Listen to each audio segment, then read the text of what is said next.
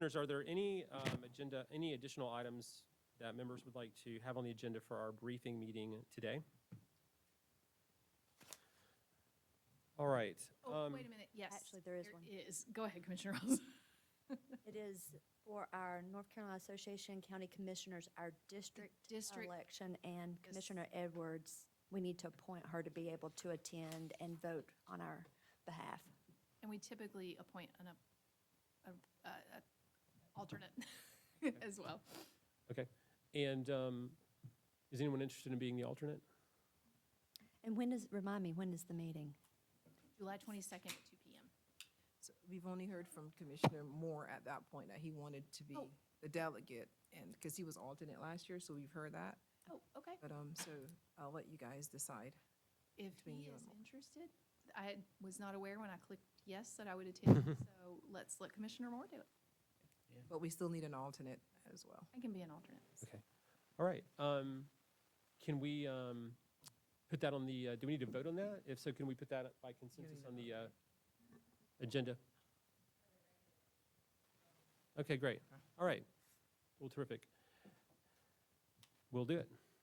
The one other item, if we have time, is to maybe have just a brief discussion about the stakeholder engagement process for the draft STR ordinance. So I'm not sure we're going to have time, but if we do get to the other agenda items and there's a few minutes left, maybe we can just do a brief check-in on that. Okay, so the first item on the agenda is the introduction of the interim HHS director. Thank you, Commissioner. I just want to take a quick, brief moment to introduce Colleen Bridger. Colleen started her career, I would say Dr. Colleen Bridger, started her career in 1990, working with a migrant farm worker clinic in Eastern North Carolina. She then transitioned to working with international development organizations and North Carolina Division of Public Health. The bulk of her work, however, has been in local government, leading 3 different local health organizations in North Carolina and the District Health Department in San Antonio, Texas. While in San Antonio, she also served as an assistant city manager, overseeing health and human services, parks and recreation, and immigration and equity. Throughout her career, Dr. Bridger has tackled complicated issues like poverty, transportation, teen pregnancy, infant mortality, violence, youth smoking, and childhood trauma. She has extensive experience with public health department accreditation and reaccreditation, and has led multiple health departments through both state and national level accreditation process. Prior to serving in San Antonio, she was one of several community leaders who led the creation of a county-wide trauma-informed care system. This system is comprised of a 600-plus member trauma-informed care consortium, a $1.2 million institute for trauma-informed care, and a trauma-informed care certification process. She remains active at the local, state, and national level while advocating for trauma-informed approaches, especially in large systems that work with children. She has an undergraduate degree in international development from the School of International Training, a Master's of Public Health degree from the University of North Carolina, Chapel Hill, and a PhD in Health Services Research from the University of North Carolina, Charlotte. She happens to be trilingual in French, Spanish, and English. So she's serving currently as our interim director, helping us to bridge the gap between the last director, Stoney Blevins, and as we begin our recruitment for the Health and Human Services Permanent Director. So I want to ask you to help me welcome Colleen in this interim role. Thank you very much. Welcome to the Buncombe County team. We're so glad to have your help. So thank you for being with us. It's been a pleasure so far. Thank you. All right, thank you. Okay. The next item on the agenda is the Leading with Race Summit. And Dr. Noriel Armstrong is here to help us out with some updates on the event.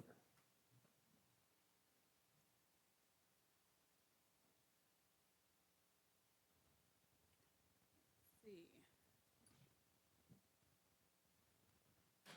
Looking for the presentation.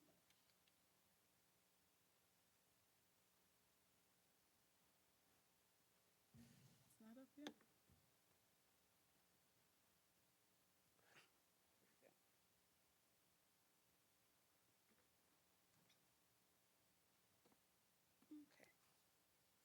Okay. Good afternoon, Chair Newman and Commissioners. I am Dr. Noriel Armstrong, the Chief Equity and Human Rights Officer. I'm excited today to share with you and the public about what can be expected at the Leading with Race Summit on this Saturday.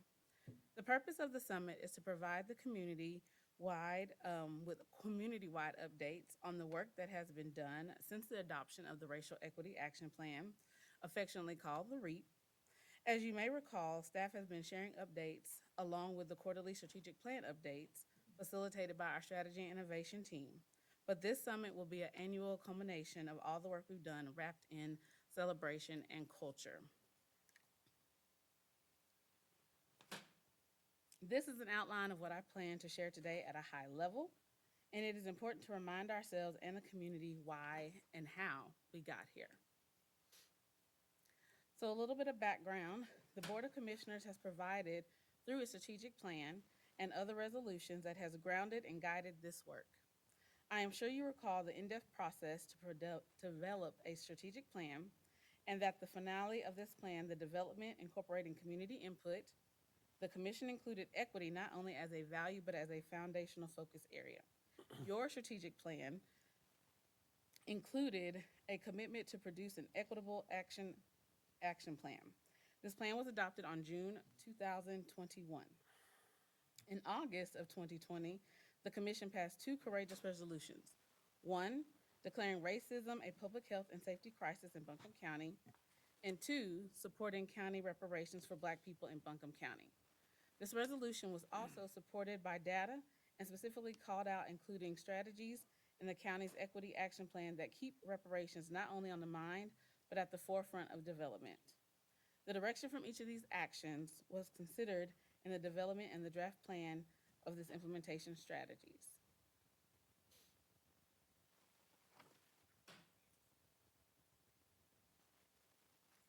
As a reminder, the Racial Equity Action Plan mirrored the format of the strategic plan. The plan was organized like the board's strategic plan with goals identified as community, which mean external facing, and must be developed and implemented with the community, and foundational, internal to the county organization. Here are a few examples of some of the goals. Departments develop actions aligned to these goals, and we have been working to realize them since the plan's adoption. We have energy savers. So Buncombe County Sustainability Office has contracts with Greenville Alliance to provide low-income residential weatherization services through the Energy Savers Network program. In the first 3 quarters of fiscal year 24, the program served 113 households, which was 331 residents. 100% of the households were low income, 55% of the projects served BIPOC households, and 19% of the projects served single-parent households. The weatherization services resulted in an average annual electricity and water savings cost of $230 per home. We've also implemented the Equity Office serving on policy and steering management committees to review and edit policies throughout an equitable lens. Change does not come quickly. We have had to prepare the organization and work to build infrastructure that ensures effective implementation and sustainability of the work. As noted during the strategic plan updates, we are monitoring our progress towards and future goals through the Equity and Inclusion Work Group and publishing on the REAP dashboard, and the REAP dashboard can be found at www.buncombecounty.org/equity.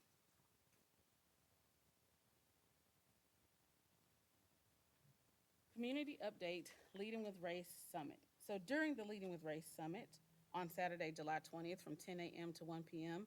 at the Family Justice Center at 35 Woodfin, we will provide more details on the progress on our efforts that have been accomplished, that are in progress, and what can be expected in the future. As we provide these updates, we'll be celebrating this progress and energizing the work ahead. We'll also provide space for question and answers about our REAP. Departments are eager to share their various projects from programs they have worked on and will continue to work on. For example, Healthy Promotions has a program that has provided chronic health condition outreach, education, and targeted community engagement efforts for Black and African American churches here in Buncombe County. They worked with the Shiloh community and helped over 1,000 people with 40 sessions sharing information about health and wellness work. This is how we will continue to elevate equity In addition, they worked with Unite to provide specific youth mental health education and support Spanish-speaking families. Results from their survey showed an increase in parents' awareness and understanding of mental health initiatives and how to support and provide resources for their children. We will also enjoy celebrating through song, dance, and storytelling. We have an informative talk and dance, vendors, food, fun for all ages. This event provides a time to be joyous, to celebrate goals accomplished, and to culturally engage while strengthening community bonds. No group of people are a monolith, and experiencing the full range of any group allows us to better understand and move forward together. In the future, for our next steps, we will also share that for our 2030 strategic plan, we will be integrating the racial equity plan into that, and it is critical that we do so. We will have the equity and human rights officers represented in each of the work groups, supporting the work and the discussion that is being done, and to consider how to measure equity along with tracking it. A positive is that equitable and inclusive practices are not only discussed by the Equity and Human Rights Office, but many staff are finding value in and taking initiative to discuss the impact of assessing efforts equitably. We have had work and been ability to have the focus area work groups. We're continuing to do those, and we're also working to have the business plans that departments are working on incorporate equity. Work has been done to collect demographic data in certain instances. Our aim is to develop a consistent and standard practice of demographic data collection, assessment, and sharing those out. We are working closely with strategy and innovation in 3 phases, which will start with strategic plan and working where we can disaggregate SMART goals and measure them. The second phase will be to take the same approach to the business plans for departments. In the third phase, we will assess where departments and programs are using what we know from phases 1 and 2. And we will work with the Equity Office. We will work with other offices to determine where this topic needs to be addressed and to prioritize the work moving forward. At this time, is there any discussions or questions that I can answer for you?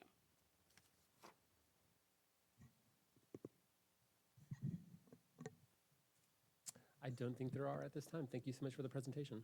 You're welcome. I'm up again, so I'll just stay right here. Keep on going. Yeah, What's next? smooth transition.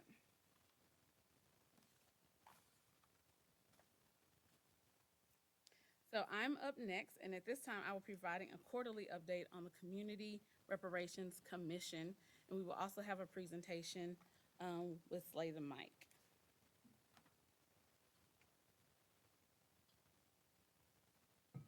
During this update, I'll share the current status of the Community Reparations Commission, look ahead to what you can expect in the coming months, and take any thoughts or questions you might have.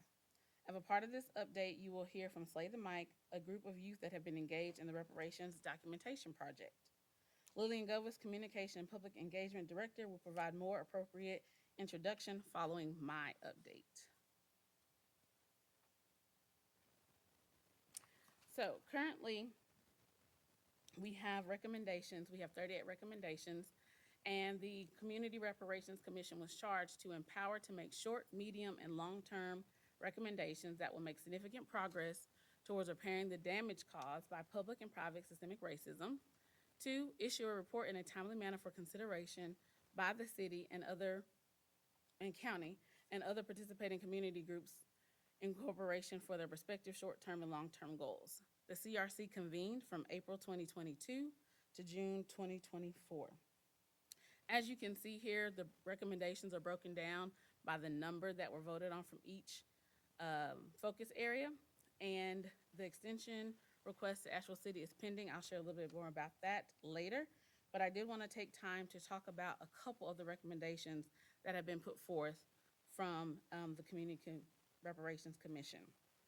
One is the global accountability, which was presented by Education and became a joint recommendation, and it aims to create permanent reparations accountability nonprofit corporation that will have continuous accountability, work to stop the harm with oversight on spending, initiatives, and construction that affect the Black residents, and to ensure all work is done within the purview of the county and city to see that the approved recommendations are implemented.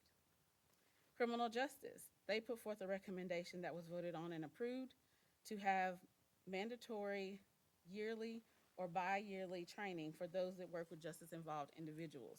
The goal is that more people are trained with more awareness and skills. Hopefully, the better the system can serve people. Health and wellness provided a recommendation that was approved for Black birthing and healing centers.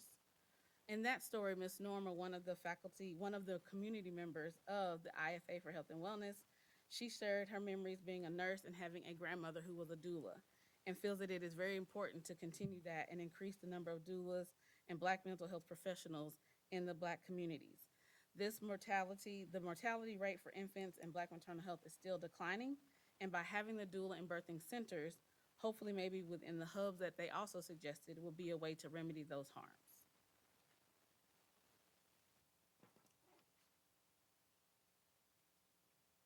Looking ahead, the final report of this process is in progress. The preface will be written by Dr. Mullen.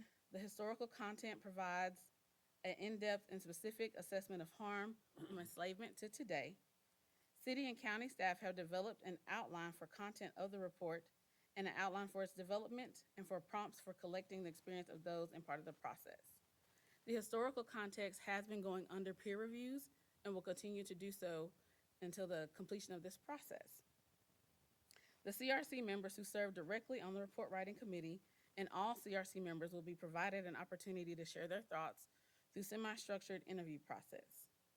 The report and other items from this process will be housed on a webpage that will track and keep up with all steps regarding the community reparations process.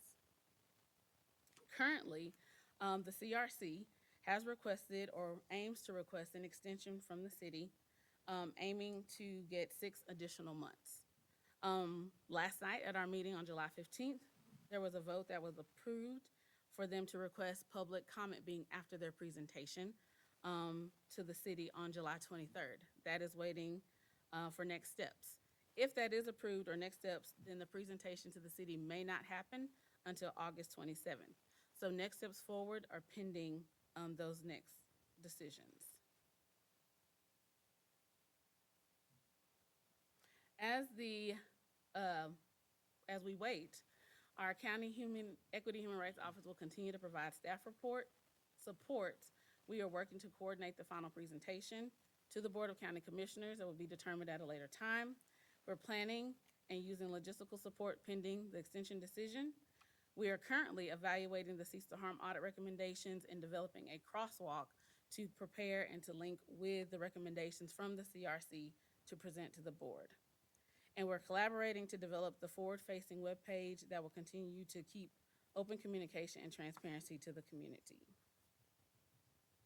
So this is a brief timeline that shows you exactly what I just shared, and as you can see, we're in the middle of step 3, the cease to harm and CRC recommendations, crosswalk being developed by staff, and then will later be presented to you all.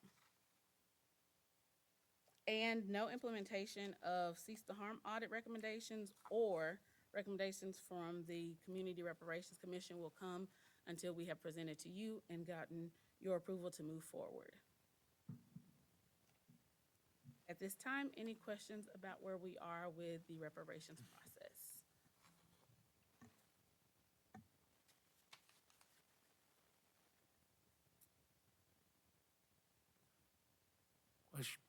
Question I have, explain more about the 501(c)(3) that's going to be set up to do what now?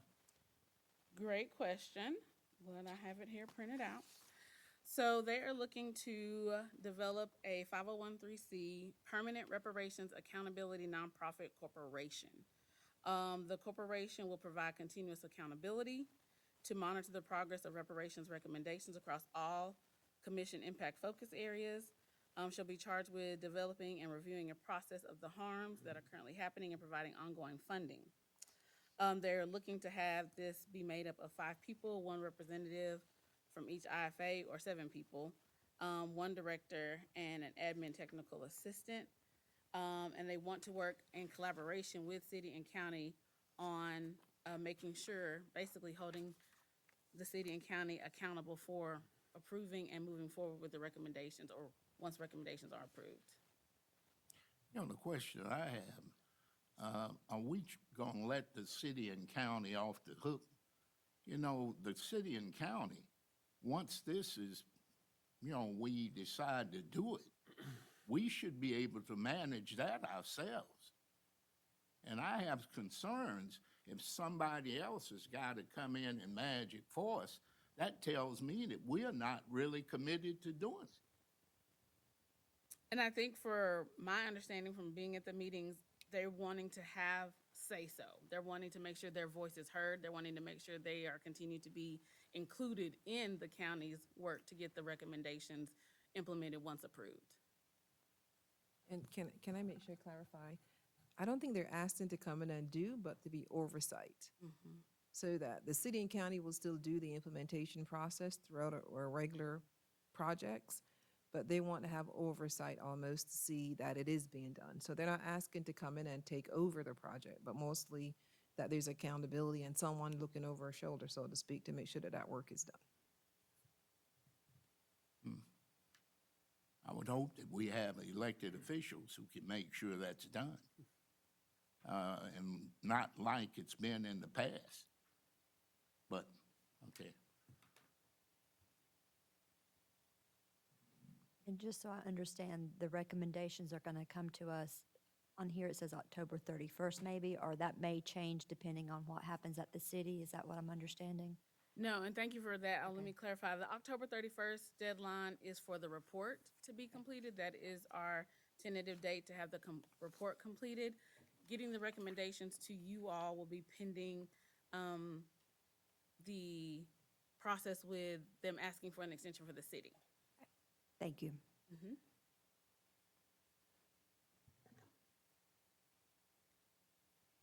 All right, any other questions this time? Right, thank you so much. I will now turn it over to Lillian to show the Slay the Mic video and presentation.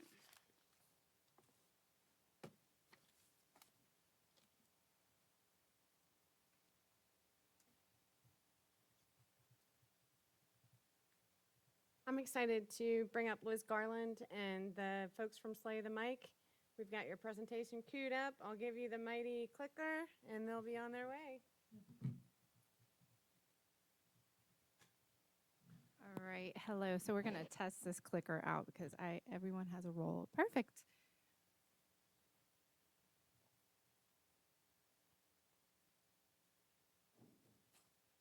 All right, so we are STM Multimedia.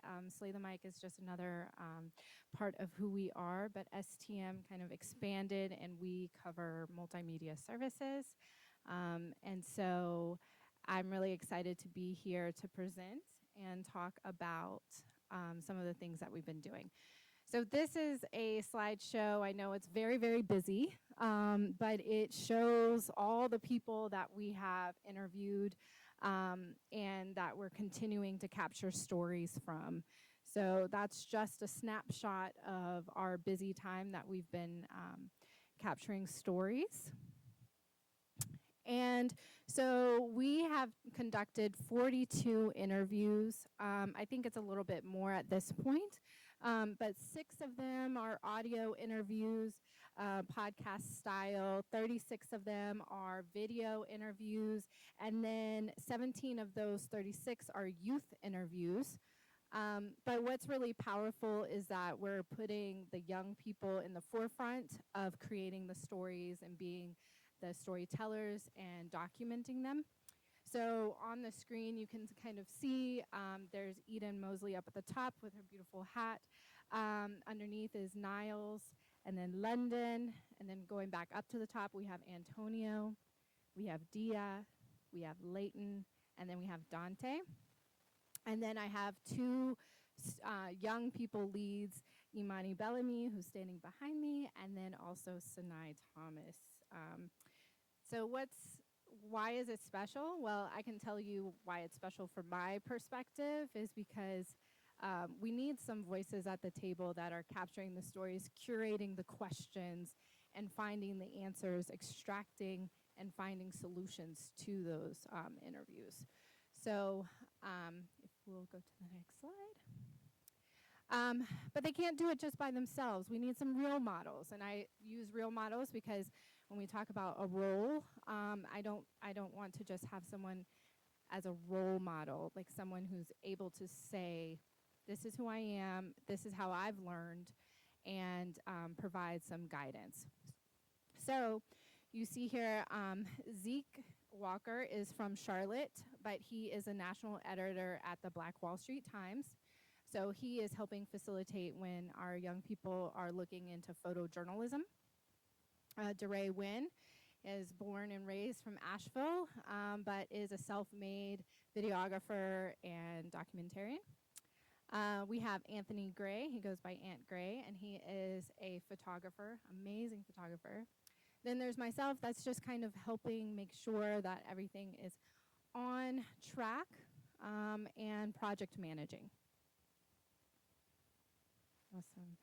So summertime's really hard because I can't have all my young people here with me. But Leighton, he just graduated, and I asked him to tell about his experience. And he said, I learned more about our different experiences and perspectives regarding reparations.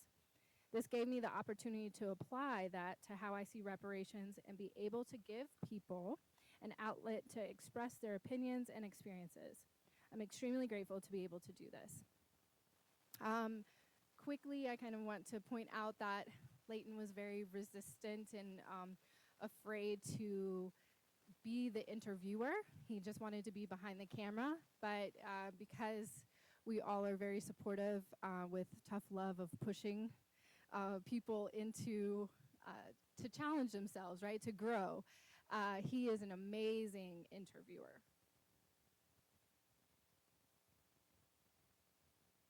Good afternoon. I would like to just share my experience and during my time with STM Multimedia. I've engaged directly in conversations that have deepened my understanding of the quote, "Those who forget their history are condemned to repeat it." This experience underscores the importance of connecting the older and younger generations. Such conversations not only foster mutual learning and growth, but also preserve culture. We also enhance the understanding of cultural evolution, promote social cohesion, address ageism, offer emotional support, contribute to health and well-being, and support personal development. Thank you. So these are some of the stories that we captured. We work very closely because I advise the Asheville Area Black Student Union, and that Black Student Union is made up of 5 different schools. And so we do meet every second Saturday throughout the year, and what was beautiful is we were asking their input. Like, what do you want to see in each one of these impact focus areas? And so just creating space really allowed us to open up and have a dialogue. But as Imani said, it's also important to figure out what stories are we telling, and it's not just from the young person's point of view, right? How are we gathering stories from the elders? So we also had a Black Student Union brunch, and I'm sorry, I'm just gonna fix this microphone because there we go. We had a Black Student Union brunch where we asked the additional question and had a few speakers come in, and Dewana Little was one of those speakers, to kind of give context to what's happening with the reparations process. And it was very amazing to see because everyone seemed to really want to have their input heard and learn on the next steps. All right, so I know that we've done a lot of work. The first part was researching and getting to know each other.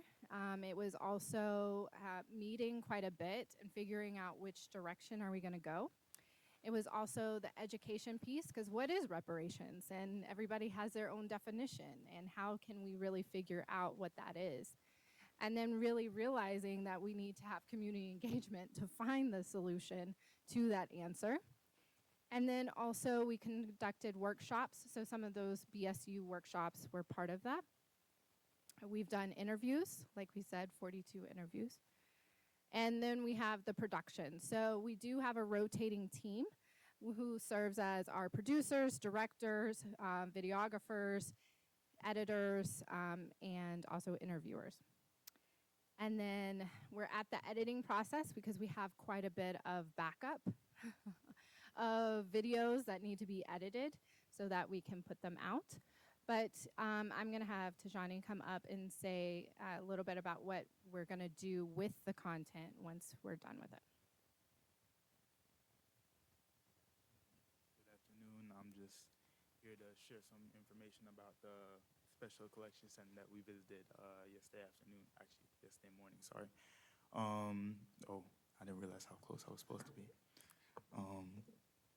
The Special Collection Center and that we visited yesterday morning, and how we're going to use that in regards to the content that we've been producing.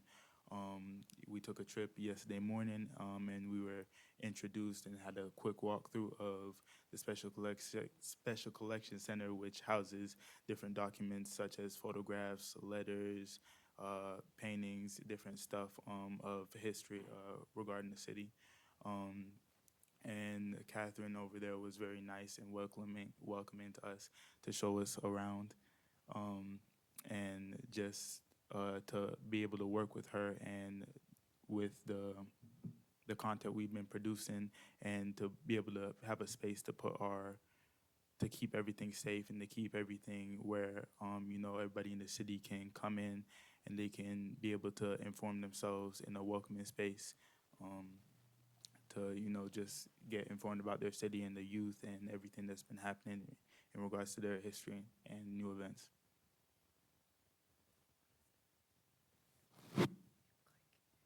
All right, so we do have a few episodes that have released, and they are on the Buncombe County website. A few of them that you can see is kind of defining reparations, like where do we go, repairing the past, justice deferred, which is talking about criminal justice. I'm sorry, I'm looking at my notes. 40 Acres and a Mule and 400 Years of Broken Promises by Dwayne Barton, which is really talking about like where do we go, and economic justice. And then It's Not the Problem That Counts, It's the Solution. So we also had Dr. Carter, the Carter Group, who came and did the Cease the Harm audit. Eden Mosley interviewed him. All right, so we're kind of getting closer to the end. We do have published articles, like I mentioned, on the Black Wall Street Times. This one was by Antonio Stinson, and he worked very closely with that national editor, Zeke Walker. And we are now going to press this video. I think so. I'm going to look to the corner for tech.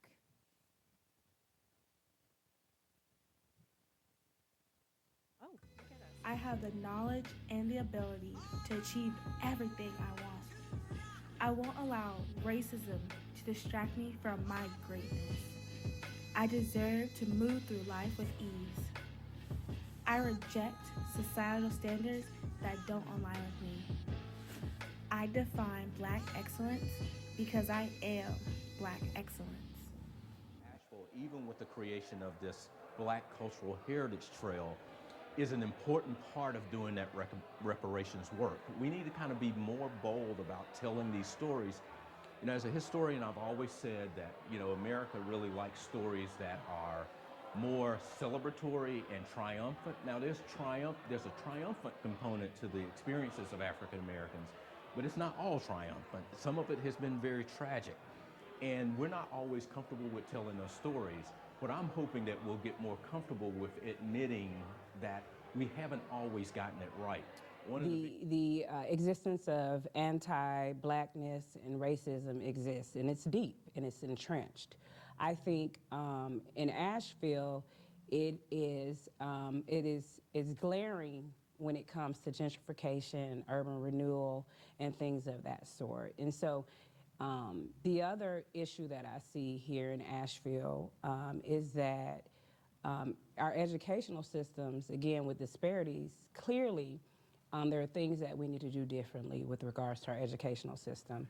I feel a challenge that a lot of Black students face, whether it's at private or public institutions, is the negative associations made with things of their culture that have nothing to do with their character, whether it may be what they wear, how they have their hair, or what some of their passions are. Show up in your everyday lives. I think it shows up in my life, just like having people that support me and me supporting other people. I feel like Black people come together a lot and create a community, and we lift each other up, and that's really important. Is to have someone that looks like you so you can see that they are successful. And because if you, everywhere you look, if you see that no one looks like you, you're not even sure that you can aspire to be there. Thank you for your insights and answering these questions. It's really helpful. Yeah. Because regarding the process, sometimes as, being someone from the outside looking in, it's kind of like, where are we going with this process and like, how are we moving? Is there anything else you'd like to share? I think this is a wonderful thing that y'all doing, getting this documented finally. I think it's long overdue, and I'm glad somebody finally decided to take it upon themselves to get this done. Because we need to have our history documented because they are busy trying to erase it. That's it.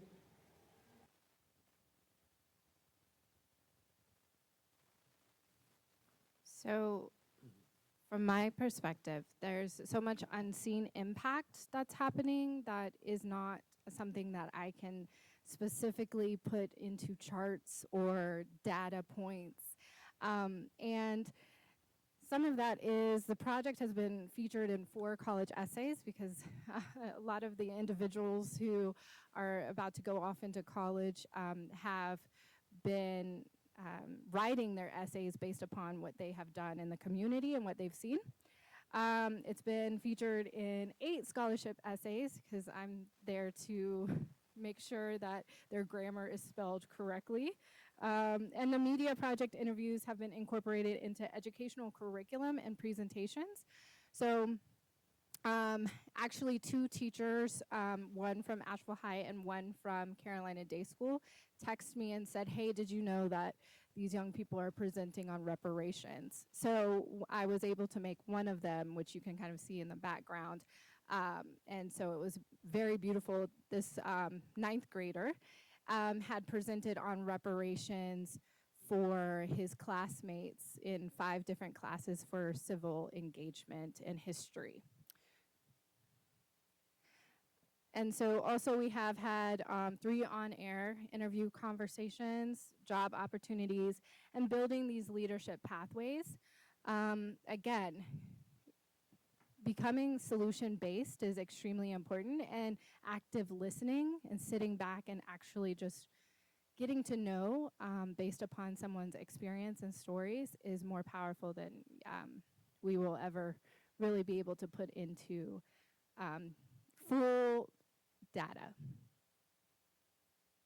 And then we have some next steps. We're wanting to conduct interviews, but really we're trying to step back and edit all of the content that we have right now while making sure that we are capturing stories that are not from those that you constantly hear in the community. We're wanting to make sure that it is from a wide variety.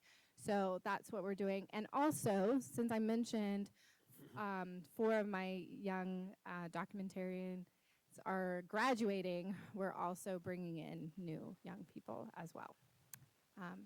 And so right now, we would love to take any questions or answer anything. This is time for discussion. Great. Thank you all for being with us.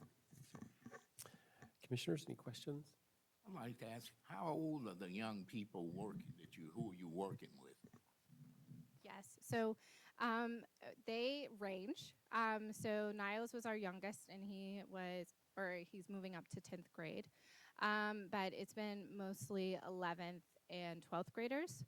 But I had a really big pool of 12th graders, which is also beautiful and sad as well, because then they do graduate. But to answer that question directly, 11th and 12th graders mainly, and then we had 1 9th grader. keep up the good work. I started when I was in the 10th grade, and I'm still working today.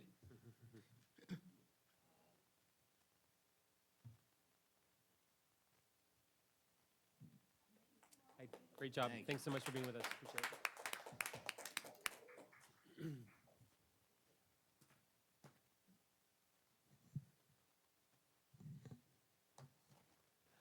Okay, the next item on our agenda is an update on the internal audits. And Commissioners, as they make their way forward, I'm pleased to present to you today Rob Hartman. He's their internal auditor, second day on the job. Rob has more than 5 years of internal audit experience and an additional 2 years of experience as an accountant. He brings a collaborative approach to internal auditing which highlights the importance of building and maintaining relationships while also remaining independent and objective. Currently, he came to us from Colorado State University System at Pueblo campus as an audit manager. He also previously worked for the University of North Florida, a two-time alumnus of the University of North Florida. He holds a Bachelor's of Business Administration and Accounting, as well as a Master of Accountancy. He also holds the designation of Certified Internal Auditor and Certified Fraud Examiner. Rob loves to bake for his wonderful family and work colleagues, put my plug in, and his friends. So thank you. Help us to welcome Rob. And we're also going to have Matt Baker, who's our interim internal audit presenter, update on internal audit today. Great. Thank you both for being here. I'm incredibly excited to be here. I'm looking forward to working with the county, and it's only day 2 for me, so it's a lot very quickly, but I'm very excited and looking forward very much to digging in and getting some audits done. Awesome. Welcome. Good afternoon, Commissioners. Manager Pender. Not entirely sure how we ended up behind the Slay the Might folks, but I promise you this presentation way more boring. Like Manager Pender said, I've been the interim internal audit director for the past 7 months and change. I wanted to take the opportunity with Rob stepping on board in the permanent position to give a bit of an update on what's been going on. If you take it away anything from this, I hope you take away that internal audit, while we've had some staffing issues, has not been idle. We've been very busy. To that end, we've been trying to rebuild the bench to set up internal audit for success, to continue the operations that are critical to the county's functioning and making sure that we're doing everything we can to make sure compliance is in the proper, set up the proper way. We've also made several software and process improvements that increase security and consistency. And I wanted to follow up a little bit with some of the internal audit work product, including prior year accomplishments in cash management and IT general controls, and then give you a bit of an update on the risk assessment underway. One thing I did want to just kind of start with, so if you take this away, given that we're trying to get some folks in place, probably going to have one less planned audit this year on the audit plan, simply because we want to make sure that Rob has a chance to acclimate, get staff situated, and make sure that everything is kind of firing on all cylinders before we dive into that. Like Harold said, Rob started yesterday, so he's made it to day 2. So there's some newness there, but also we have, I'm going to jump around a little bit here, a new committee member, Michael Ferguera. His first meeting as an audit committee member was on the 4th of June. He comes to us from the auditing community out in the community there. And we have 2 staff positions, if you're not as familiar with the internal audit department. One of those is currently filled, slated to start on the 29th of this month. The other one is still vacant, and Rob will be working to fill that position once he's ready to post that. Software and process improvements. One of the things we worked toward in the FY25 budget was to get some dollars in place to consolidate whistleblower reporting and tracking into one system. We're planning on moving forward with that in NAVEX. We already have NAVEX, so this will be a slight expansion of that, but it will pull all whistleblowing, both public and internal, to one system where we can have consistent tracking and protocols and reporting out of that. And we've also been, we've enhanced our audit tracking capability within our system, Diligent. Don't need to know that, it's just where we do all of our audit management, things of that nature. We've also migrated and consolidated a lot of internal audit materials into a new environment so that it's all easy for Rob to find and for any staff to find, because it was a little scattered and we wanted to make sure that it was all in good order. All of that Throughout all that process, we've endeavored to enhance security and permissions within all those systems, ensure that if there are systems which are maybe shared, there's a firm wall in place, and making sure that anonymity and controls are in place to keep people and things they report confidential. And we've also improved the workflow between internal audit and employee relations so that if something were to end up on our side of the fence, we can seamlessly push that over to them. In prior audit plans, we have here on the screen FY23 and FY24. If you recall, at the end of FY23, that's when the previous internal audit director vacated the position. At that time, the ITGC and cash management audit well, I'm sorry, let me step back. The ITGC, which is IT General Controls audit, had just been completed and the remediation plan had been put in place. And then the cash management audit had just started and it was continuing to be done by staff. The grants management audit had not begun, so that item, honestly, it never finished in FY23 due to staffing shortages, and the FY24 audit plan did not get off the ground. And during my time, what I've done is mostly make sure that things that were done in FY23's audit plan have continued to roll forward, making sure that the remediation process for the ITGC audit has been completed or is almost complete. There were 19 assessment categories, and of those, there were 81 individual controls that were found to be either not implemented or partially implemented, essentially inadequate. So out of those 81 findings, 73 are remediated. 8 are still ongoing. They happen to be the gnarliest ones. Not a technical term there, but they're the ones that are the hardest to overcome, and we're working with those. And Mark Goodwin, our CISO, Cyber Information Security Officer, is working on those diligently. The county cash management audit was completed. We did supervisory approval under my watch, and the remediation plan for that had a target date of June 30th. I'm going to overshoot that a little bit. The remediation plan for this essentially was to create a county cash handling policy. That is done. Internal audit has gone through that to ensure that that policy is going to check the box on all of the findings that were in that audit, and they're planning to roll it out effective October 1st, 2024 for the county. This will create a floor for financial transactions the county does. There will be certain departments that have higher stringency requirements that'll have policies that don't supersede it but go above and beyond it. And think, for instance, tax collections, things of that nature. But this will create uniformity and consistency at a base level. As I mentioned, the county grants audit was part of the 23 audit work plan and did not get completed that year. It may show up in FY25, but we're currently doing the risk assessment for FY25. And so I don't want to promise things for Rob to do, so we're going to wait and see how that turns out before we add anything to the plan. Speaking of the risk assessment, this is roughly where we are. The research phase was completed back in May. We're now in the fieldwork phase. It'll continue throughout this month, might bleed over a little bit into August. After that, we'll be compiling things, having our management consultations, and then have a risk assessment and a FY25 audit plan for the Audit Oversight Committee to approve on the October 1st quarterly meeting. And if all that goes through, then there will be 2 planned audits for this fiscal year.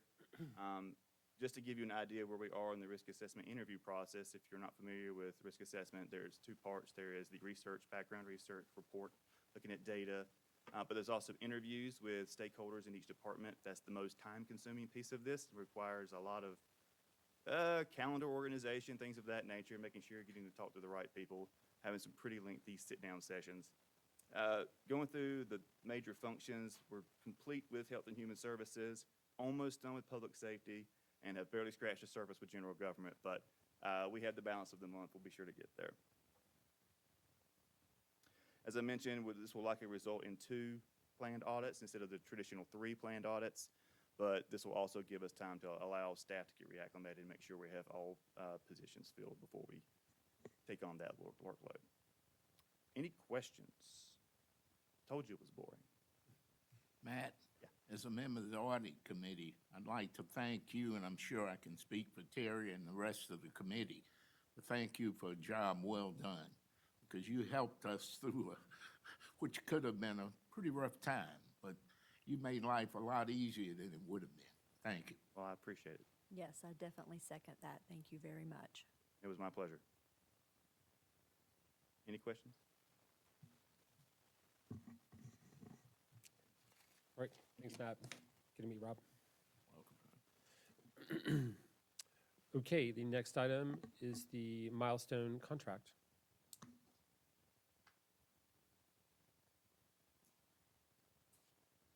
Good afternoon, Commissioners. I hope everybody's having a great summer. So I'm here today before you, just to give you a little background. I don't know if you recall, but it was last September, I came before you. We asked you to give approval to execute an agreement between the county and a company called Milestone, who expertises in the management and marketing of vertical real estate, which we have 17 radio towers in the county, with various configurations of whether or not we own the land or own the tower, so on and so forth. But they're going to help us basically take that unused space on those towers and get cellular carriers or other folks on there to help broaden cellular coverage in and around the county. That was the main goal. I think one of the things that we as a department, the IT department, had heard from you guys is do what we can to broaden cellular services for the citizens of the county. So that was the main goal of the agreement. We still maintain priority for public safety services on those towers in that agreement. So if we need to be able to put our own equipment on there, things like that, we can still do so. But the goal of this agreement between us and Milestone was to really get them to handle all the communications, all the contracts, all the leases between the property owners and people like Verizon and those wireless carriers. So they're the experts. I'm good at IT, I hope, I like to say, but I'm not very good at vertical real estate stuff. So that's the background and where we were last year. The reason I'm here before you today is there are legislative requirements. Given the terms, the length of terms, anything over 10 years requires board approval to lease out these county facilities. So I wanted to give you a heads up of what's going to be coming up in the next few consent agendas, things like that. The first tower that we're looking to execute on is in the Broad River community. We've been working closely with Verizon and Milestone to get this accomplished, and our legal group, Kurt, who's not here. There are going to be public notices coming up very soon related to that legislative requirement that I mentioned, and we'll be asking you folks to approve that in the consent agenda coming up. After we get through that one, we hope to consolidate the remainder of those into one package. Same premise, same idea, same goal, but not have to do it one at a time, if that makes sense. And that is why I'm here, and I'll be happy to answer any questions for you folks. Well, thank you for this work, because this is going to be very exciting for community members, and I know the folks out in Broad River will definitely be very glad to hear this, because as you drive around this county, there are still plenty of pockets without cell service. So thank you for this work. Absolutely, absolutely. Anybody else? Question I have, in negotiating the contracts, it should be positive for us financially, right? There is absolutely a revenue generation aspect to this, and our friends in Strategy and Innovation, our formerly interim director, helped us with that analysis, and yes, there is absolutely revenue generation from this, which is always a good thing. Right. That was not our primary goal, though. Anybody else? I'm hoping you guys have some good tips on Amazon Prime Day deals, by the way. But hope you guys have a great summer. Thank you. Thank you so much. Okay, the next item is the Integrated Public Alert and Warning System.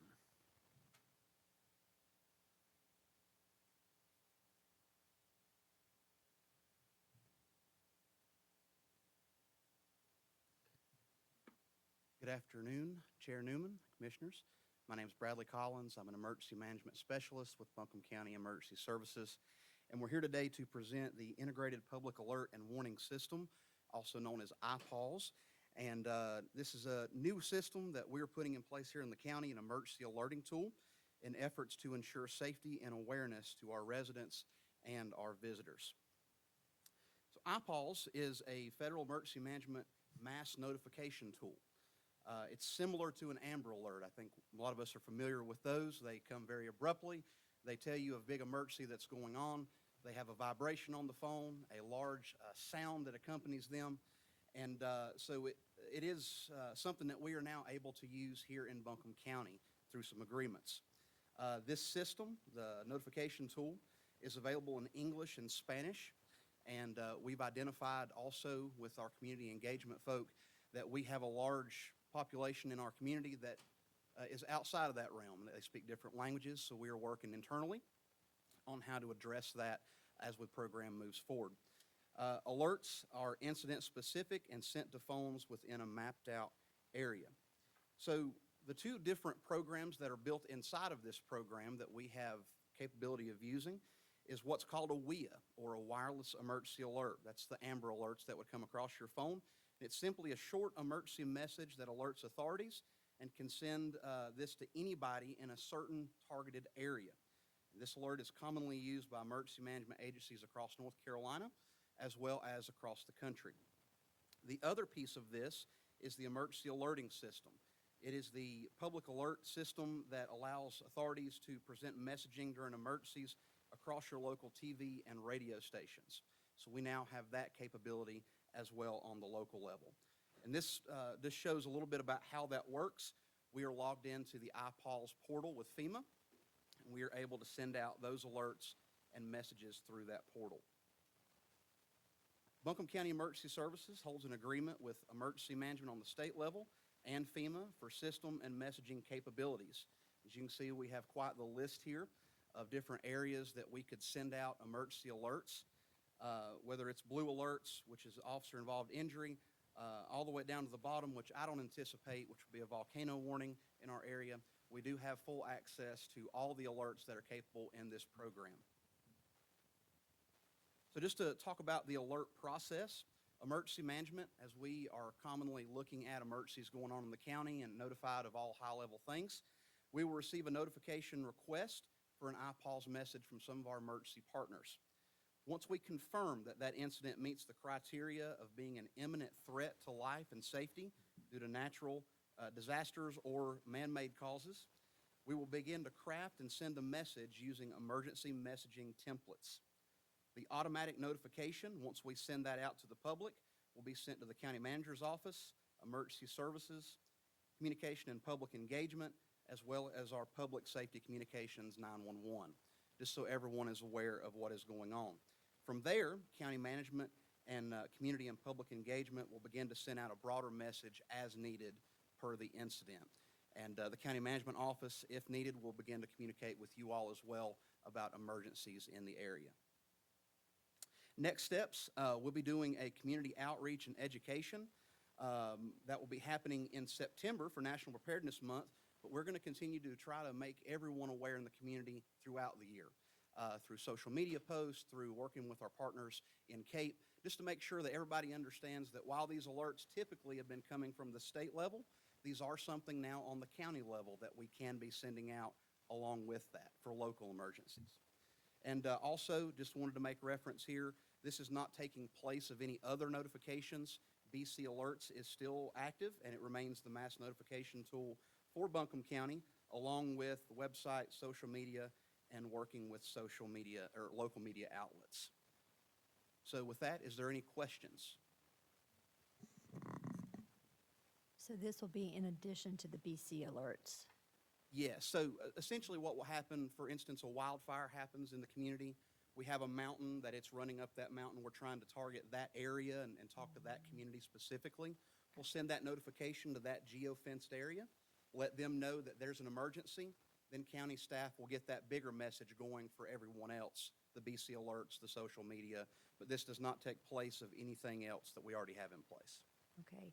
And then is there something that community members need to do to sign up, or is this just going to happen automatically? They don't have to do anything special? So all smart devices currently, they're automatically brought into this program. And so by using it through FEMA, that's why we're kind of restricted on the languages and restricted on that. This is a FEMA platform.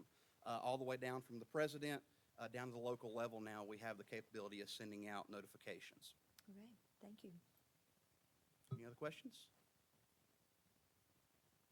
Don't think so. Thanks for All the right, update. thank you. Great job. All right. Next is a presentation on the tax assessment equity study. Keith Miller is here to help us out with this item. Afternoon, Commissioners. Thank you. In January of this year, we decided as an organization that we would go out for an RFP for an equity study on property assessment in response to many of the questions around the community and from our residents and internally. So in January 24, we put out the RFP. Keene Mass Appraisal Consulting was the most qualified vendor we found. And Mr. Keene is here with us this afternoon, and I'm going to give him a chance here in a moment just to speak to you briefly. But Mr. Keene comes to us with a very long career, 30-plus years in the assessment field in the city of Philadelphia. Mr. Keene is an instructor with the International Association of Assessment Officers and has done extensive work in conducting equity studies and modeling and assessment in this business. So I want to have Mr. Keene come up and give him just a moment to talk to you about how he did some of the work. Thank you, Keith. Good afternoon. First of all, I really want to commend this body. I'd like to say that I'm here because there was an allegation that Buncombe County overassesses poor people and communities of color, and also underassesses primarily white wealthy communities. These allegations are common in the U.S. There's many, many counties have received similar allegations, and also probably every large city in the country. So what I want to commend you for is I'm here because you pushed back and wanted to see what the actual truth was. It's been a very interesting project, and my approach to this is very broad and very deep. So instead of just taking sales data, putting it into a ratio study and drawing conclusions from that, I actually came here and toured Buncombe County. I drove into all 27 of your communities, most of your neighborhoods. I've seen pretty much what there is out there with my own eyes. I had to build my own databases. I had to time adjust my own sales, time adjust sales data, merge it with census data. But beyond the statistical analysis, I interviewed people. I talked to some of the people on the stage. I interviewed everybody in the assessment office, talked about their processes, how they did their data. I looked at your legacy of practice, because a lot of times that's foundational in bias in assessments. It goes all the way back to the foundation of the county. So there were many, many things that we did in the course of executing this study. At the end of that, I did run a ratio study to do some statistical analysis. I also did a representation study, which looks at how well are properties that sell representing properties that don't sell in the county. And there's almost 48,000 properties, well, there are over 48,000 properties that are not represented directly by a sale, which means that, doesn't mean that they can't be properly assessed. It just means that your process has to be more generalized for those properties, and there's an opportunity to make more error. I also looked at the distribution of disqualified sales. In order to do this work properly, you have to disqualify a lot of the sales data because it's misleading. And if you don't take out the misleading data, you get very, very distorted pictures. I also looked at your error distribution. No assessment process is perfect. There are always errors to a significant number of properties. The question is, when we look at those errors, are they randomly distributed or are there patterns to those errors? So I had to do a study on your error distribution. Our work here is not done, and my findings are in a report. Basically, the top line is that I didn't find any bias based on race or income in this body of assessments or in your process in this county.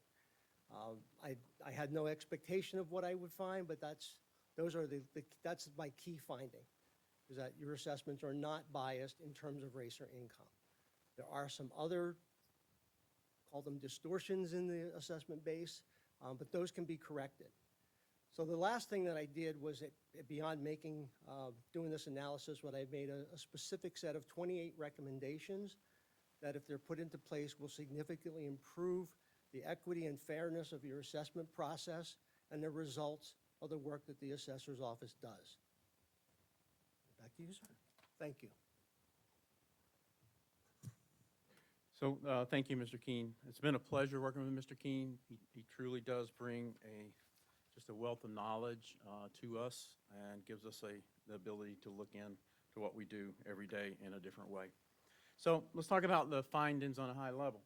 I want to repeat what Mr. Keene said, if I may. No evidence of systematic racial or income discrimination. This is great news for us. It is not news that we did not expect. We believed this, and we've always believed this.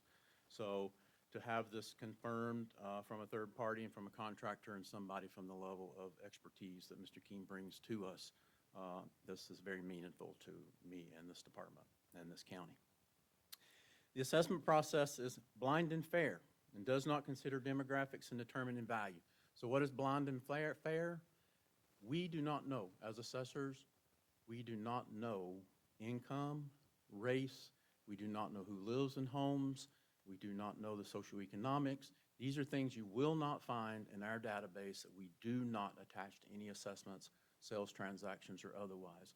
Therefore, we're making decisions on what we call blind and fair based upon market data only, not who may own or live in these properties. There's no evidence of overt political influence in the assessment process. So, key opportunities. Improved data quality going into the mass appraisal model. We talked about data many times here in front of you and many meetings, that data, the importance of it. We continue to strive to improve our data. We know how important data is, and we know to do a better job for our residents of Buncombe County, that data is the number one thing that we have to improve upon. We continue to do that. Maybe you recently received your second postcard in the mail asking you to update your data. I hope you did. I hope you returned that to me, and we will get any information from those postcards into our system. So the key opportunity there and the opportunity around that, the data, is to increase the data gathered directly from the field visits, conduct field assessments of disadvantaged communities, create a process to collect data of properties in decline. Some of these we struggle with. Some of these take a tremendous amount of time. Some of these take a dedicated person almost to stay on the road looking for these properties in decline, to identify them, to identify their conditions. But Mr. Keene has pointed that out, that that should be one of our priorities, and we will keep that on one of our priorities. Improve precision of the mass appraisal model. Improve evaluation of valid transactions. Reduce the number of market areas. Use regression modeling to improve accuracy. So improve valid transactions.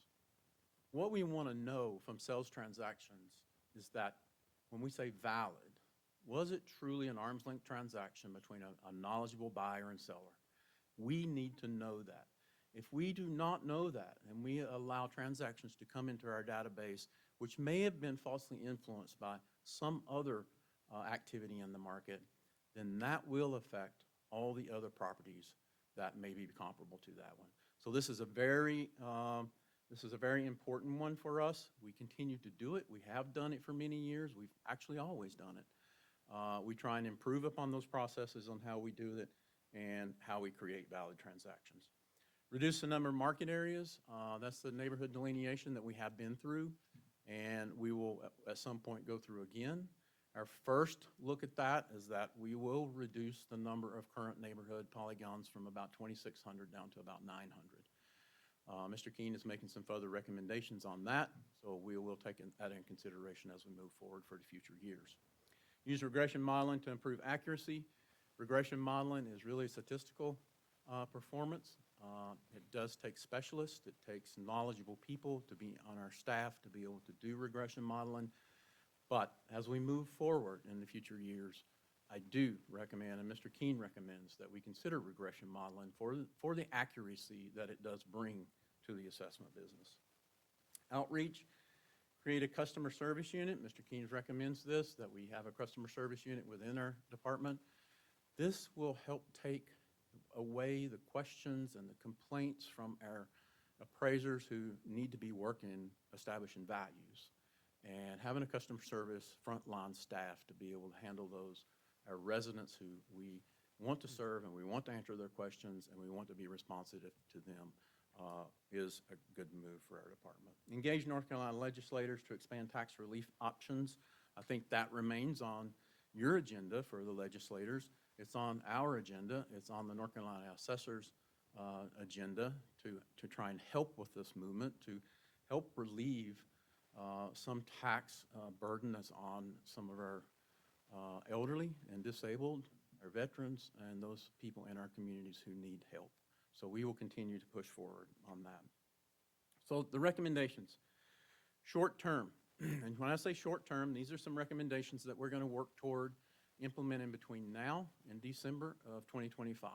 So they will have some effect on the reappraisal effective January 1 of 2025. Implement a process to identify property sales to non-Buncombe County residents. Now, this does not mean that we're going to assess non-Buncombe County residents differently. What it does mean is that we want to know how non-Buncombe County residents are reacting in our market. What are they purchasing? How much are they paying? Are they paying more than a Buncombe County resident? These are things that we want to know as assessors and appraisers, and as in this business in general. When a resident asks me that question, we want to be able to answer it more precisely. So we have implemented that. We can today.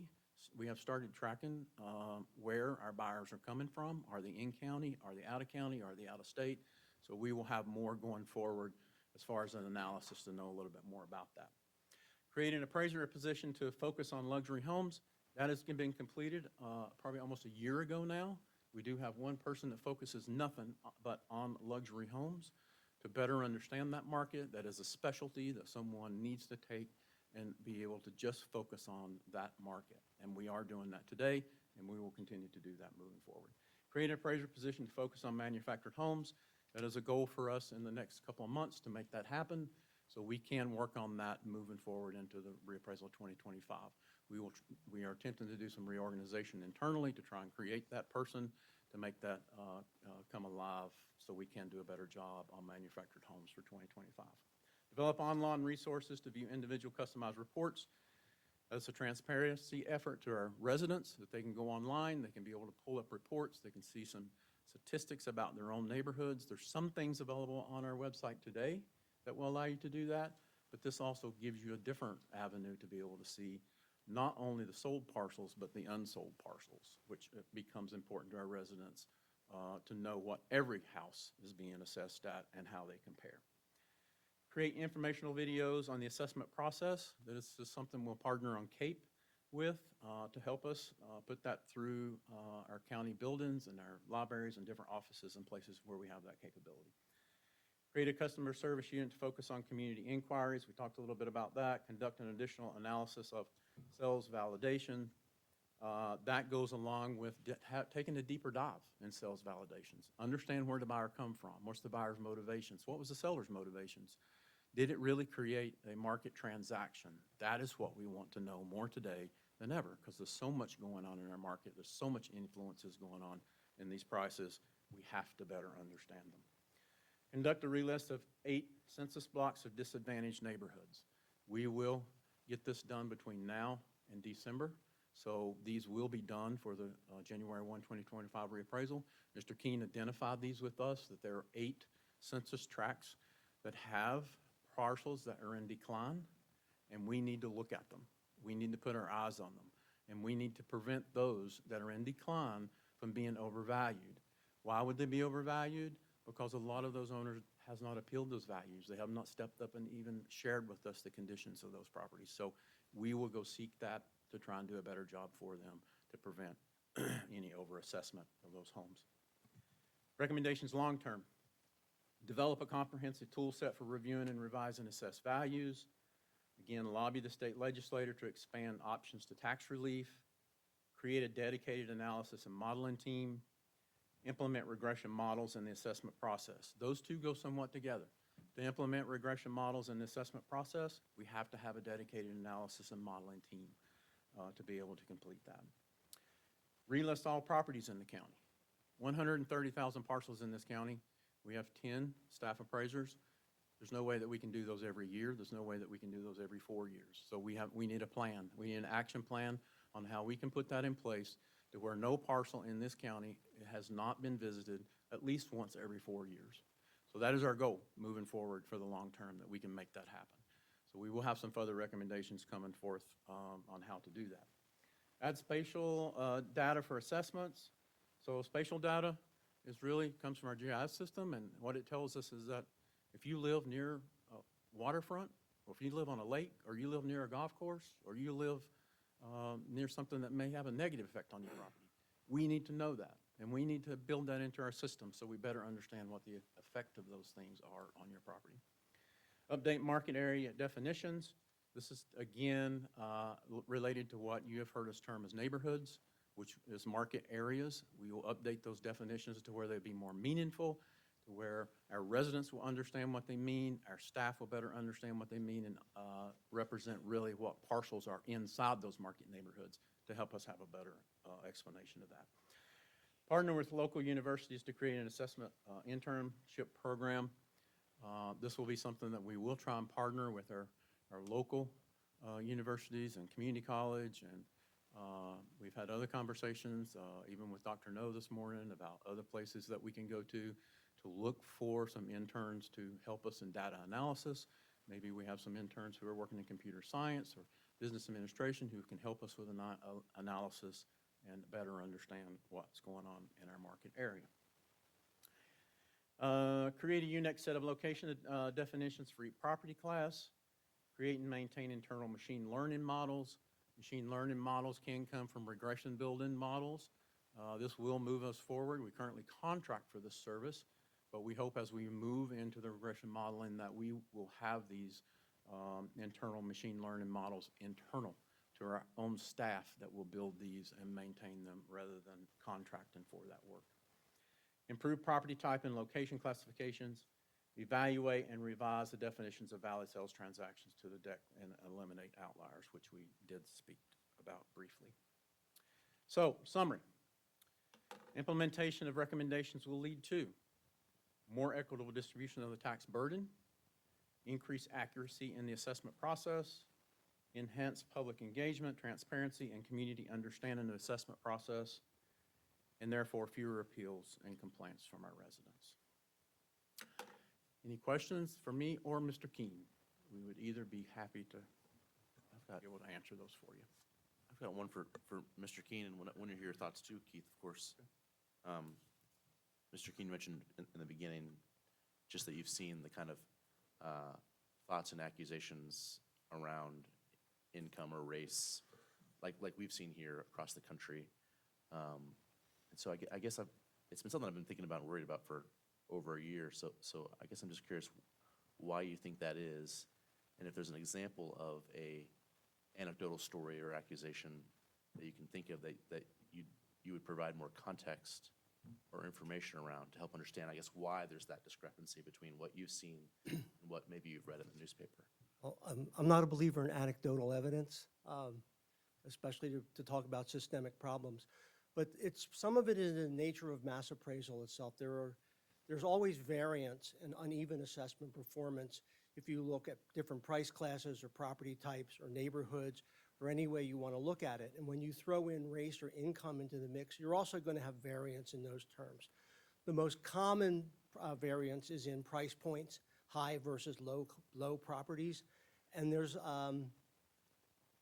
there's much more non-market activity at the high end of the market and the low end of the market. And if you don't screen that out, it becomes really easy to look at that and say, oh, there's bias. And what many of these studies will do is they'll say, well, on the low end of the market, you tend to overvalue, which is true for most mass appraisal systems. And if you don't screen the data out, it's difficult to see to what extent that's true. And then they say, well, and it's mostly minorities who are buying the low-end properties, which is itself a racist statement. But they conflate price point with race or income. And so therefore, when there's bias that looks like it's traceable to price points, they conflate that with race or income. And if that's your methodology for making these accusations, you're going to probably be right a lot of the time. But it just happened that right here today in Buncombe County, it's just not true. Does that answer your question? Yeah, I think so. I guess I'm just trying to get to understand why the folks that have kind of analyzed our process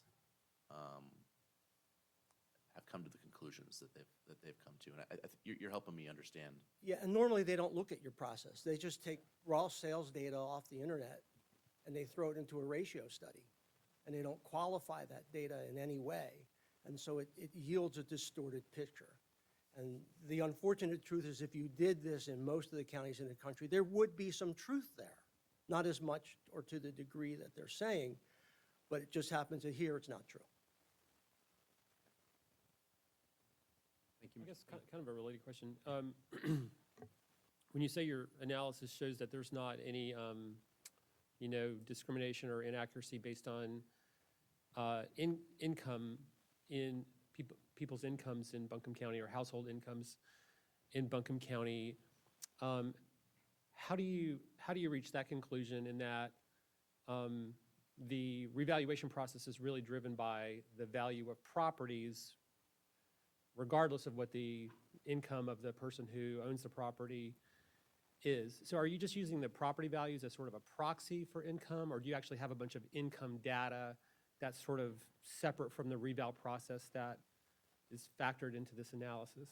So I merge population median income data from the Census Bureau with the neighborhoods. And then I look at the neighborhoods or I look at the assessment data along those lines.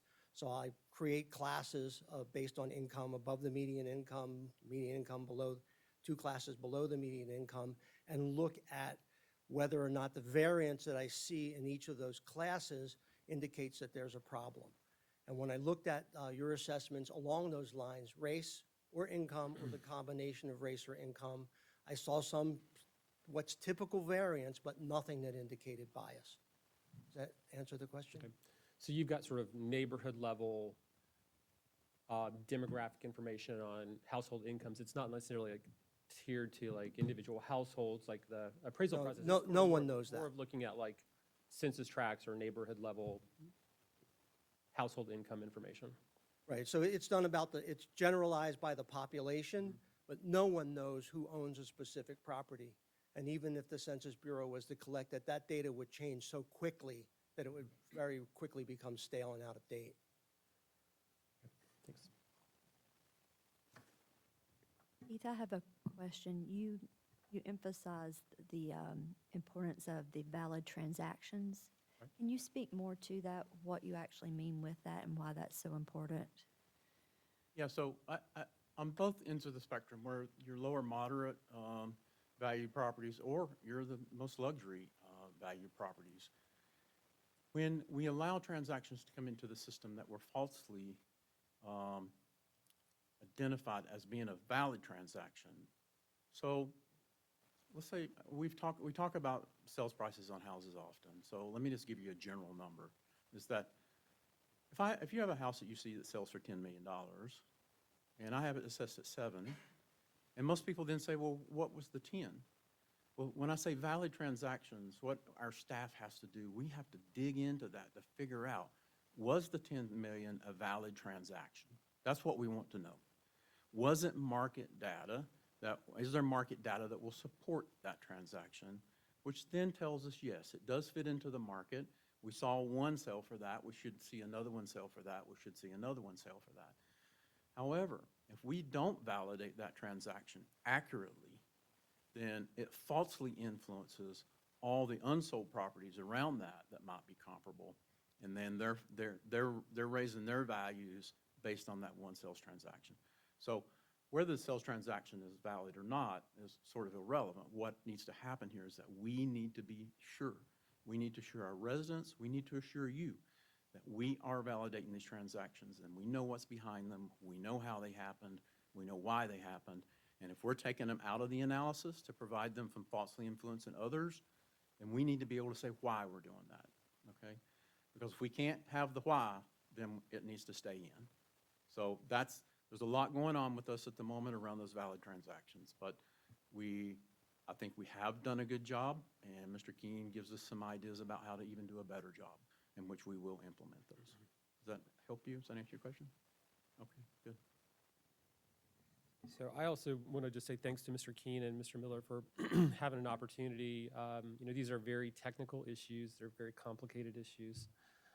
We have all learned who have tried to spend any amount of time digging into this further. So thanks for being here today. Also, thanks for taking time to sit down with us and sort of review the data, individually as well, because it does. You're welcome. It is Before I sit, I want to make sure that all of you know that Mr. Keem will be back in November. After we get close to completing the 25 reappraisal, he will do a reanalysis of the new values, and we will bring that to you at that time to let you know what that looks like. So, thank you. So I would just kind of sort of share from my perspective, like, this issue around the data that gets disqualified is something I wasn't really really aware of that process, before spending some more time on it recently. It's something I would like to learn, about in a little bit more depth, because I sort of gained a greater appreciation from the conversations around, like, the pretty meaningful role that plays in assessing kind of these general, it's a mass appraisal, right? You're not appraising every house. So, like, when you start pulling data out of the process, like, it has a meaningful effect on these averages, right? And as I think we've kind of all learned a bit about as we've been a part of these discussions in our community over the last couple of years, I think there's a general sense that, like, the appraisals in the middle part of the market, I think, they all seem pretty sound, right? It's kind of this debate about what's happening on the two kind of ends of the spectrum, where there's more questions and concerns about, is that all dialed in as best as it can be in the context of a mass appraisal process? So anyway, now's not the format to dive into the details on all of that, but it's something I would like to learn more about. Part of what new information for me was that, like, in the middle part of our market, only, a small percentage of data gets removed. Like, I think it was like maybe 3 or 4% or something like that. But when you go down to the more modest properties in our community, the tax department is removing like 20% or more of all of the sales data. Like, all of the true market transactions that are happening is getting removed. So, like, anyway, that was just new information for me. I would like to sort of understand that more, because that is a place where we're not just relying on data, right? Like, people who this is their job have to kind of make some judgment calls along the way around, like, what makes sense to keep or to remove from it. So just appreciate y'all kind of elevating that issue. It's something I would like to learn a bit more about as we continue to look at these issues. I do, kind of in that same vein, and because obviously the concern would be that process doesn't result in contributing to overvaluation of the modest homes or undervaluation of, like, luxury housing, right? And I do appreciate the two pieces that you mentioned that are being kind of coming into greater focus in terms of having dedicated staff who are looking at the luxury housing transactions and the modular manufactured housing,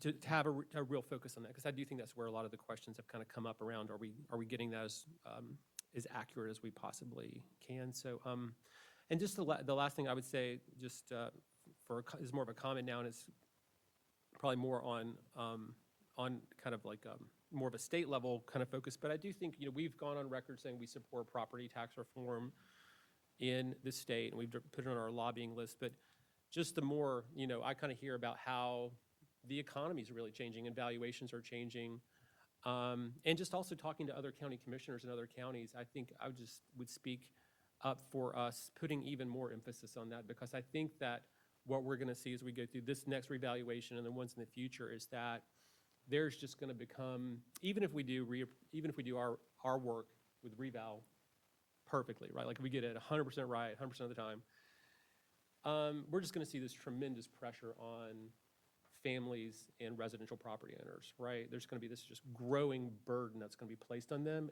That's very significant. And while that's bad news, I think it might really create genuine momentum around the state level to do something about it, right? So the current homestead exemption policies are good, but I think that something quite a bit more expansive in terms of, like, how people get taxed on their first homes and things like that, their true full-time homes, those kind of policies that have been talked about, but there's never really been, like, a strong movement in the state to try to get those done. Maybe there will be, because we're not going to be alone as, like, experiencing how I think our community is going to react to seeing these changes in the economy. So anyway, that's my last comment. Commissioners, other questions or comments for now? Thank you. All right, thank you. Thank you. All right, that's everything that's on our list. So we do have a couple more minutes, so maybe we could just have like a brief discussion following up on, I mean, it was really kind of an impromptu conversation we ended up having when we got an update from the chair of the planning board at one of our last meetings. You know, when Nancy gave some updates from planning board, and I think we just ended up sort of having some questions around, you know, the status on the draft STR ordinance. And so part of what I think kind of came out of that conversation was the idea of the planning board's interest in having some additional stakeholder engagement on the draft ordinance. And it was talked about, let's take 100 days, let's get some additional input. There's been all these, you know, public hearings about it, things like that. As I was hearing it, I think what Nancy's suggestion was some more kind of in-depth meetings with some of the stakeholder groups that are really interested in it, to sit down, talk about the draft ordinance, get ideas on, you know, what should be included, and specific feedback, as opposed to just sort of a public hearing where everyone gets up and has 3 minutes to talk. So it seemed like everyone was supportive of that idea when the commission discussed it, but there may have been a little bit of lack of clarity on like what's the next step to go forward on that. We got an email from our staff around kind of what that process looks like or could look like. So I think the questions were sort of, if there's going to be a stakeholder engagement process, who decides who the stakeholders are, right? Do we need to do that as commissioners, or is that something the planning board can, that they can decide, who they would like to invite to those? So I thought it might just be helpful, since we're all here, we've all been getting some emails and stuff about it, to just have a brief discussion about it, if we have a few minutes today. So obviously we know some of the stakeholders, like obviously our local, the local real estate organization has been very involved in this issue. Not surprising, it's all about kind of real estate transactions, right? So they have a strong interest in it. They've done some reports and stuff on the topic. Obviously, property owners who are involved in STRs, they have a big stakeholder interest. So maybe some representatives from that community, from that part of our community.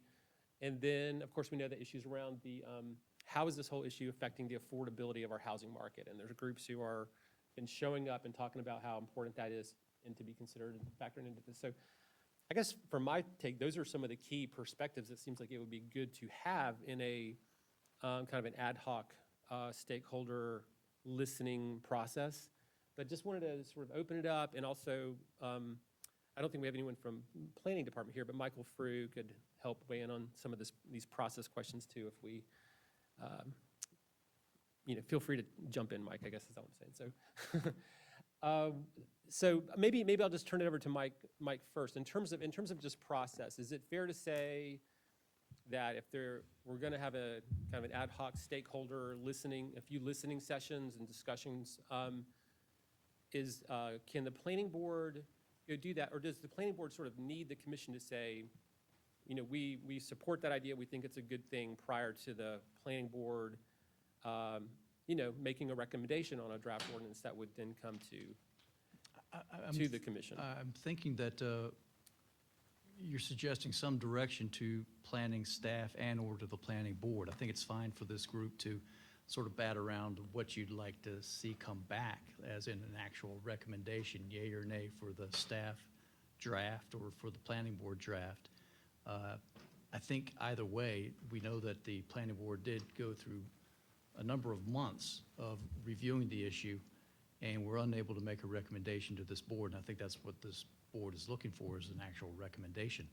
I think it would work for this Board of Commissioners to give the planning board and staff direction, and you have to do that in a regular session, to say, why don't you take it back under advisement and invite whom you feel appropriate to give recommendations or advice to you for a recommendation to come back to the Board of Commissioners.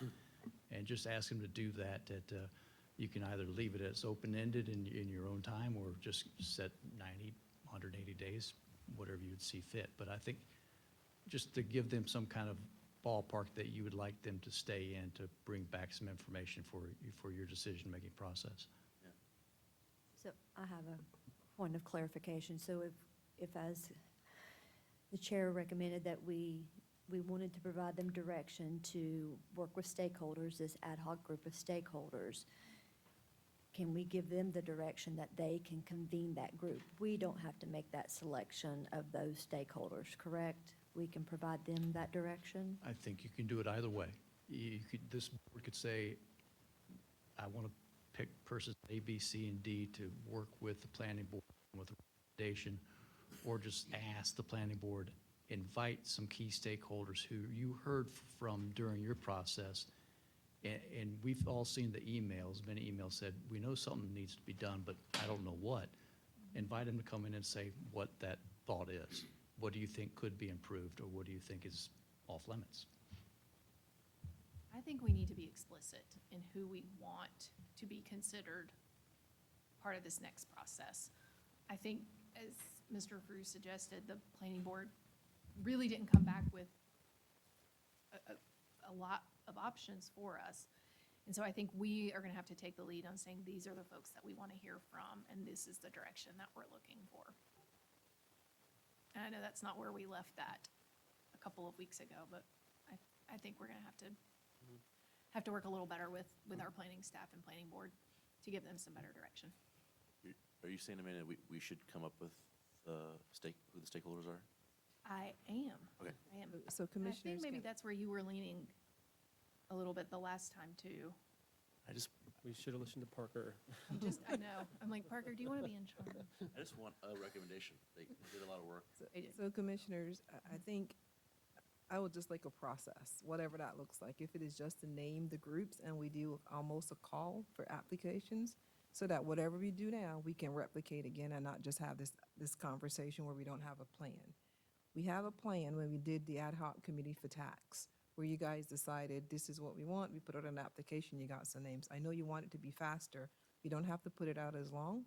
But if you do want to move forward with this, I would recommend that you say, you said real estate, SDR owners, affordable housing. If there are other categories that you want, we can do a quick process and get something back for you, and then we can say, these are the groups that we want the planning board to move forward with. But to kind of handpick that group is what we would want you guys to do from a list of potential candidates. So, okay, I'm in agreement, I think, I thought, when it first came to us, it just seemed like, well, y'all knew who's really interested in this, just get, have lunch a few times, like get people to order some sandwiches, sit down, see if you can, figure out a good path forward. But it has, Evolved. Here we are a couple months later, so let's just try to make sure it's clear. So Also, may I clarify, it was just the chair's recommendation. This was not a recommendation from the planning board as a body, as I understand it. So Yeah. when she was speaking, it was truly something that came up on the fly. It wasn't that the planning board was making that recommendation as a whole. Okay. So we've got a little bit more time, so just we can do, so groups that come to mind, in my head, so real estate community, property owners who are involved in the business, right, the STR business, representatives of groups or even just individuals people in the community who are concerned about the issue from the affordability of the housing market perspective. Obviously, we would want some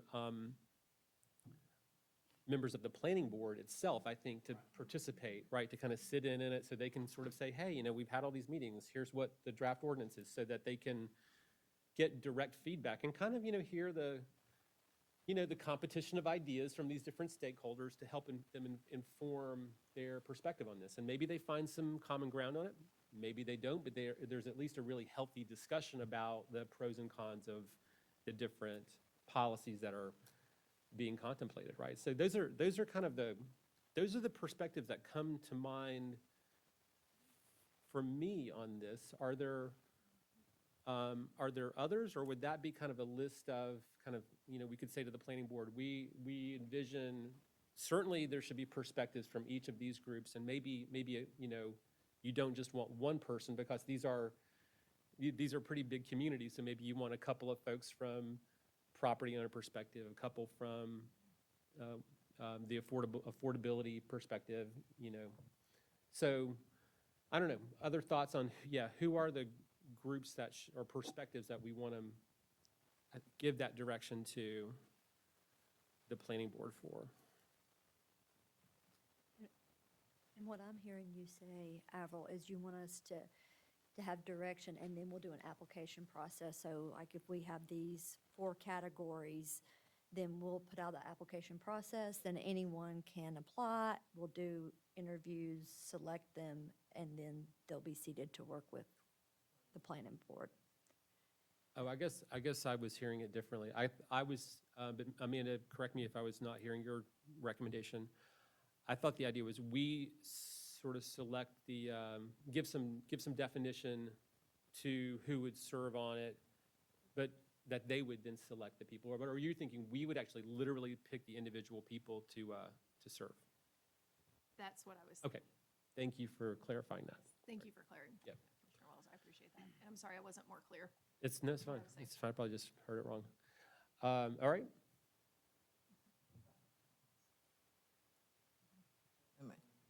Out is just to think of planning staff and the work that this will entail. I mean, if your suggestion is to, or directive is to say, take 3 or 4 planning board members, or whatever, 4 or less, so it's not a quorum, but still they're reporting back to the planning board, then all those meetings with those 4 members or fewer and the community will be open to the public. So just those extra hurdles to carry through in that workload to try to work through that. Thanks for raising that. Was going to be my next question, Yeah. because we would then have to put some stuff on hold, because I'm hearing this is a priority to get started unless you have a timing of when you want this to. I'm sorry, were you saying we should or we should not have a quorum? Or are you saying it's up It sort of doesn't matter. If you have a quorum or less of a body that is subject to the open meetings law and they're advising their larger body, then it's an open meeting for the smaller body as well. So I think, as the county manager suggested, maybe just some guardrails for, have a few meetings, 3 or 4 meetings maximum over the next several months, and then let us know what you think. It's just to put that kind of cap on the process. This is my thought. Yeah, I mean, and just on that point, I guess I would just share from my perspective, this is an important policy, but it is one that there's already been a lot of process on, right? I mean, we've been reaching out and meeting with different community groups on this too, so this is not sort of the only place input happens. So I kind of definitely think of this as like an ad hoc group.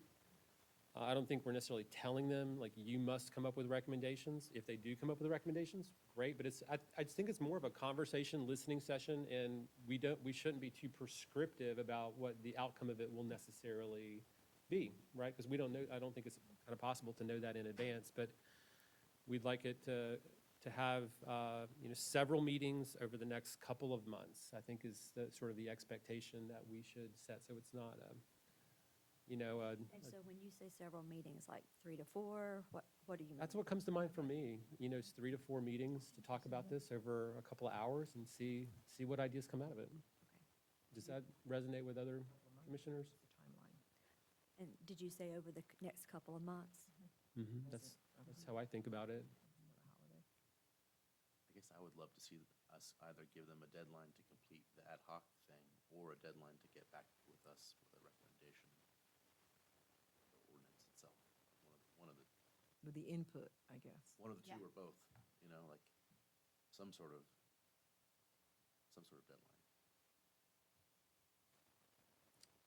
Okay, I think that's probably useful. We don't necessarily have to pick that date like, Today, sitting here right now, but I think, As we bring this dates back. do help get things done, right?